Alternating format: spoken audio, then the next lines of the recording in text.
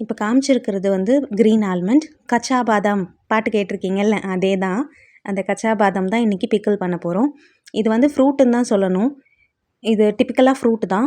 அதோட head, tip 2த்தையும் cut பண்ணிவிட்டு நம்ம இந்த மாதிரி ஒரு பிக்கிள் பண்ண போகிறோம்.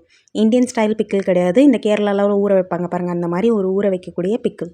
ஃபஸ்ட்டு இதுக்கு தண்ணி எடுத்துக்கலாம். தண்ணி வந்து நல்லா கொதிக்கணும். தண்ணி நல்லா கொதித்ததுக்கப்புறம் இந்த தண்ணி கூடவே வந்து உப்பு, சர்க்கரை 2மே சேர்க்க போகிறோம் நம்ம. 2மே இப்போ நான் காமிச்சிருக்க அளவுக்கு சேருங்க. நான் ஒரு 200 கிராம் அளவுக்கு கச்சா பாதாம் எடுத்திருக்கேன். அதுக்கு ஒரு கைப்பிடி அளவுக்கு உப்பு போட்டிருக்கேன். ஒரு கைப்பிடி அளவுக்கு சர்க்கரையும் போட்டிருக்கேன். இது 2மே கரையணும் நல்லா. நல்லா டிசால்வ் ஆகி இந்த மாதிரி கொதிக்கும். கொதிச்சதுக்கப்புறமா இதோட நான் ஒரு 4-5 பல்லு பூண்டு சேர்த்துருக்கேன்.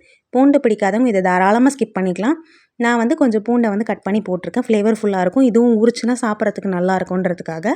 உங்களுக்கு வேணான்னா இதை ஸ்கிப் பண்ணிவிட்டு டைரெக்டாக நீங்கள் காஞ்ச மிளகா கூட போட்டுக்கலாம். இந்த மாதிரி காஞ்ச மிளகாவும் ஒரு காஞ்ச மிளகாவை பீஸ் பீஸாக பண்ணி ஆறுனதுக்கப்புறமா போட்டிருக்கேன்.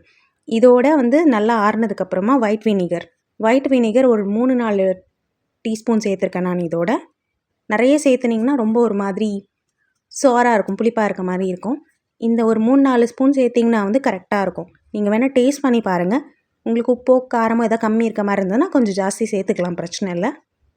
சூடு நல்லா ஆறுனதுக்கப்புறமா எந்த கண்டெய்னரில் நம்ம ஊறுகாய் போட போகிறோமோ அதிலே டிரெக்டாக அந்த பாதாமை வச்சுட்டு அதில் நம்ம இது மாதிரி ஊற்றி ஊற வைக்க போகிறோம். இது 1 டே கழித்து நீங்கள் சாப்பிட்டிங்கன்னா இன்னுமே ஊறி செம்ம க்ரன்ச்சியாக டேஸ்டியாக இருக்கும். ட்ரை பண்ணி பாருங்கள். தேங்க்யூ ஃபார் வாட்சிங்.